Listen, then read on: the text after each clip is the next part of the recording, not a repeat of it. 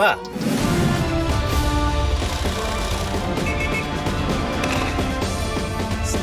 of the Nation.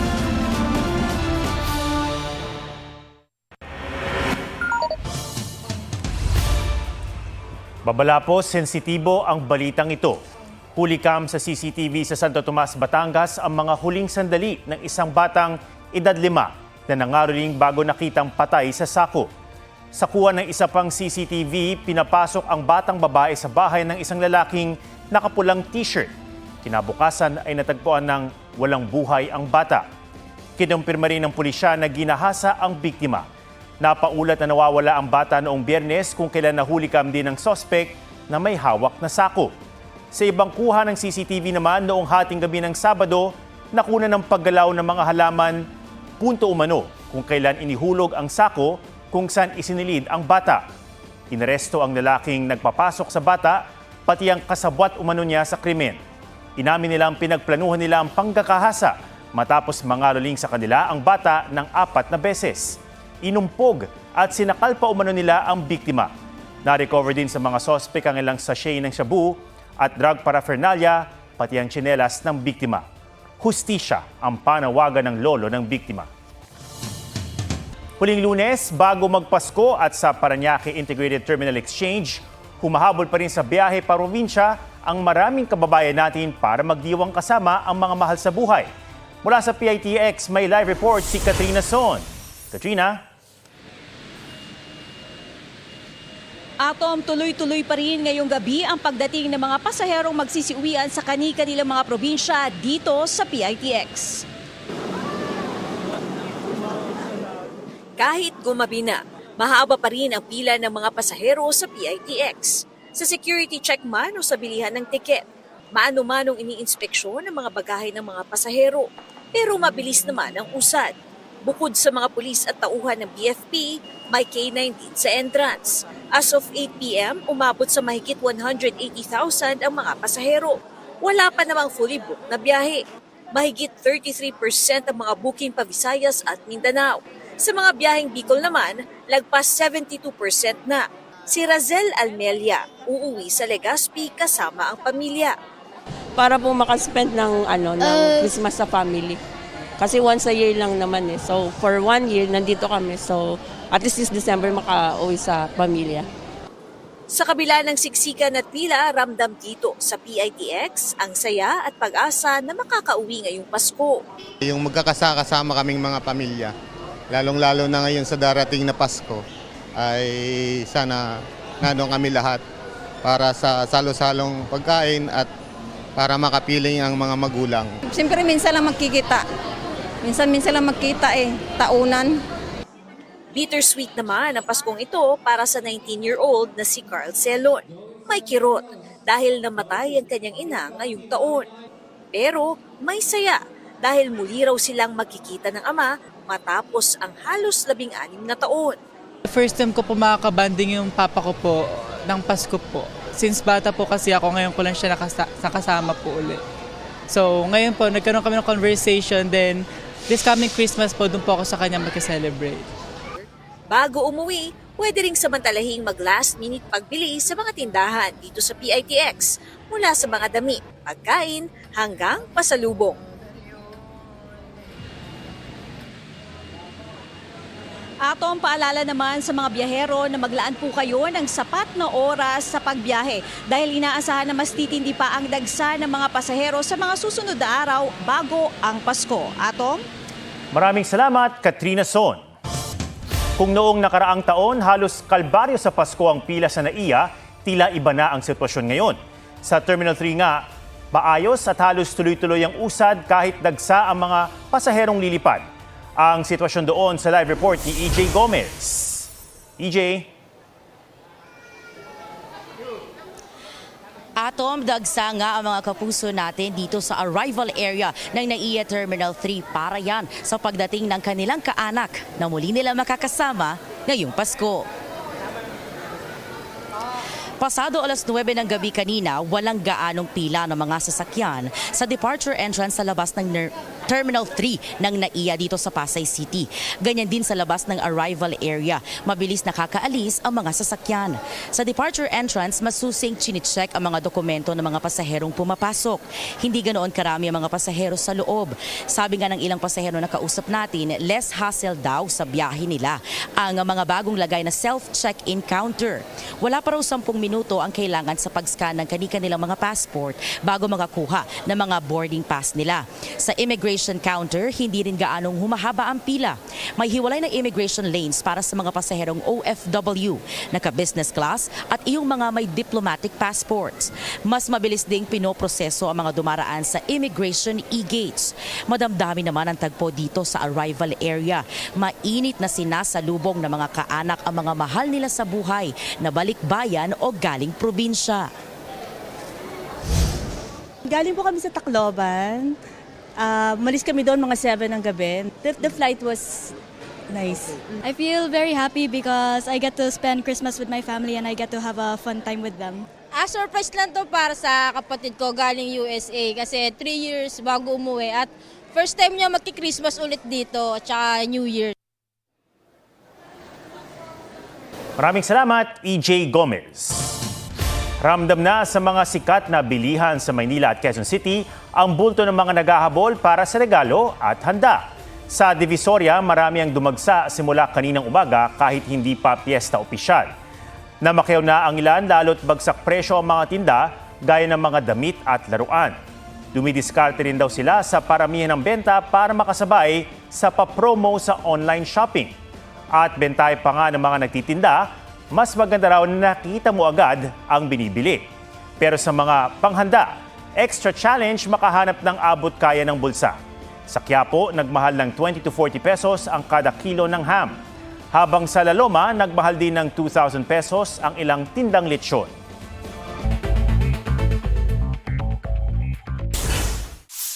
Sally Santos na isa sa mga kontraktor na nauugnay sa manumalyang flood control projects sa Baliwag, Bulacan, nagsauli sa gobyerno ng 15 milyong piso.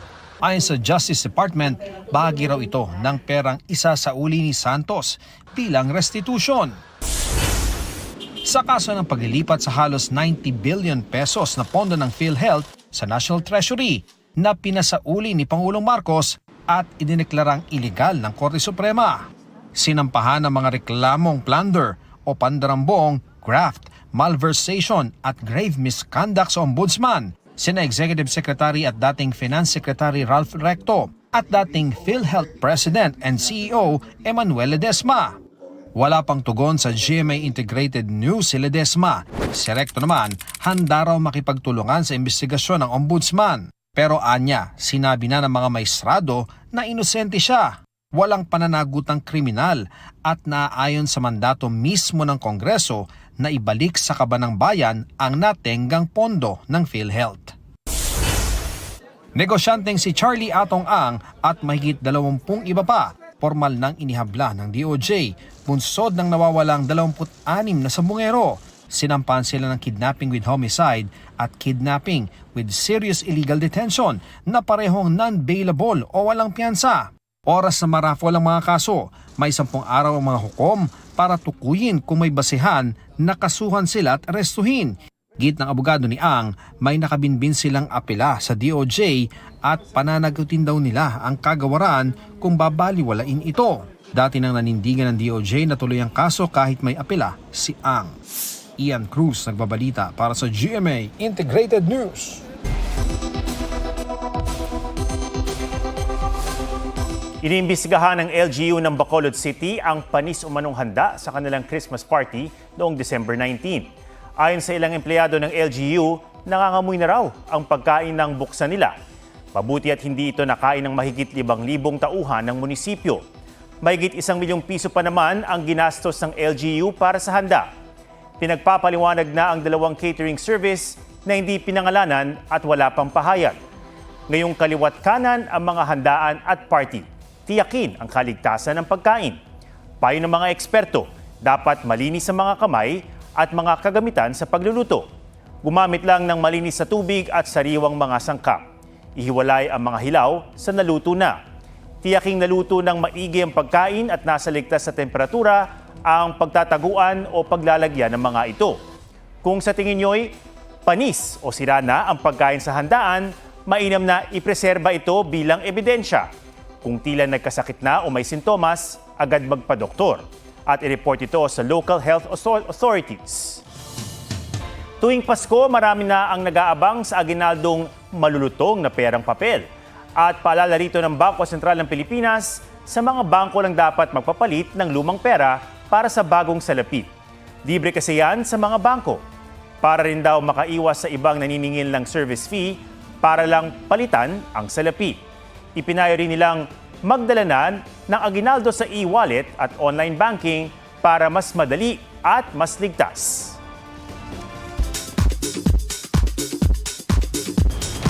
Big villain sa isang big project. Gaganap bilang kontrabida si Alden Richards sa kauna-unahan niyang international film, a first in his 15 years sa showbiz. It was never a hard decision for me to play because an antagonist role. I really wanted to venture on something that I've never done before. It's a lot of stunt preps, so I think that really contributed on how I was able to make John Lynch full circle. Makakasama niya rito si Max Collins. Bigatin din ang co-stars nila. Pinagbibidahan ito ng English actor na si Luke Goss. Tampok din sina American actress and singer Catherine McNamara at actor Byron Mann na parehong napabilib ni Alden. He's so fantastic in the film. I'm begging to do a film with him where we don't have to hate each other. I just met him for the first time on set, kind of, right? So, and he was supposed to be the big villain in the movie. I just assumed that he was a bad man in real life. This year, I am the CEO and founder of Sim. We sold 500 candles already. Unexpectedly. I got a condo investment. Wow! I won Best Actress again. Yeah. Turning 27 on December 26, best year raw ito ni Sparkle star Ashley Ortega sa dami ng achievement at blessings. Bukod sa negosyo, may mga pelikula at upcoming projects pa si Ashley. Pero di lang niya na-celebrate ito alone dahil isang engrandeng birthday surprise ang inihanda ng kanyang fans. Marami ring na-achieve si Michelle D this year na kanyang ipinagpapasalamat. Sa 2026, may nakalinya siyang movie, series, at bagong songs. Mga wish at resolution naman for the new year ang ibinahagi ni na Barbie Forteza at Jake Vargas. Less screen time. Medyo babawasan natin ang pag-check sa phone. Masyado niyang nakokonsume ang oras ko and hindi ako masyadong nagiging productive. Sana matapos ang lahat ng mga problema sa mundo, yung iba, and sana world peace na. And as a runner, regalo ni Barbie sa sarili ang isang treadmill. Habang si Jake, puno ng puso ang Pasko at excited na sa nalalapit na wedding nila ni Ina de Belen. Athena Imperial nagbabalita para sa GMA Integrated News. Hawak daw ni Batangas 1st District Representative Leandro Leviste ang isang listahan ni dating Public Works Undersecretary Catalina Cabral tungkol sa flood control scandal. Nitong Setyembre, ibinigay umano ni Cabral kay Leviste ang tinatawag na Cabral Files o record ng mga mambabatas na may mga proyektong pinaglaanan ng DPWH budget matapos itong bigyan ng go signal ni Secretary Vince Dizon. Anya, halos lahat ng mga congressman at senador ay nasa listahang ito. Kabilang na ang inang si Senator Loren Legarda. Pero sabi raw ng senadora, hindi ito nakausap ni Cabral. May isang proyekto rin umano sa kanyang distrito na nakapangalan kay Cabral pero na-award ang kontrata kay Congressman Edwin Guardiola. Dagdag ni Leviste, DPWH ang dapat magsapubliko ng listahan. Pinakita na raw niya ito sa Independent Commission for Infrastructure o ICI at Ombudsman pero kailangan pa umano ng ebidensya na mag-uugnay sa mga kongresista at mambabatas. Samantala, may na-recover na ebidensya sa hotel room na tinuluyan ni Cabral kaugnay sa kanyang pagkamatay ayon sa NBI. Kasama rin sa sinusuri ng NBI ang viral na selfie ng driver ni Cabral, dashcam footage na nagpakita nila kay Cabral na nakaupo sa concrete barrier sa Cannon Road. Habang nakikita ring ebidensya ang natagpo ang cellphone sa loob ng kanyang kotse at lahat ng computer at electronic devices na inisyo kay Cabral mula sa DPWH para sa ilalim sa forensic examination.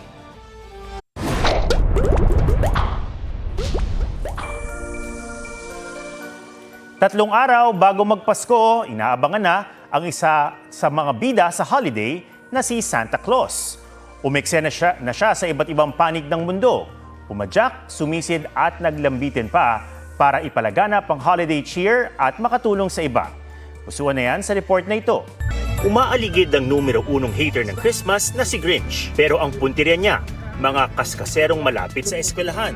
Bihis Grinch ang isang retired sheriff para magpaalala sa mga motorista na gawing ligtas ang biyahe ngayong holiday season. E nasaan ba si Santa Claus na dapat binabantayan niya?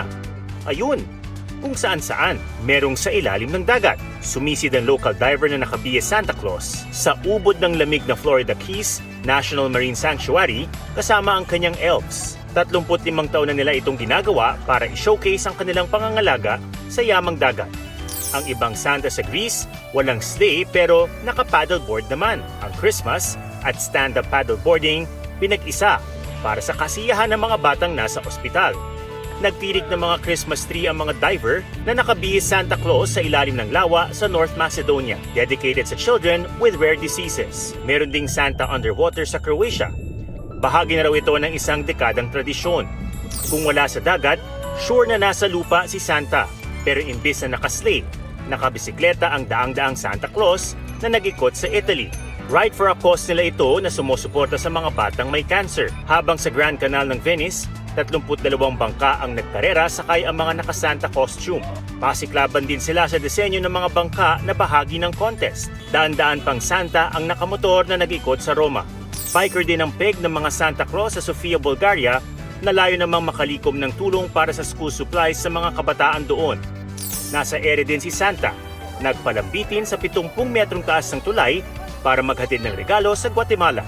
30 years ang tradisyon ng firefighter ni si Hector ang magrapel sa tulay para pasayahin ang mga bata. At yan po ang State of the Nation para sa mas malaking misyon at para sa mas malawak na paglilingkod sa bayan. Ako si Ato Maraulio mula sa GMA Integrated News, ang News Authority ng Pilipino.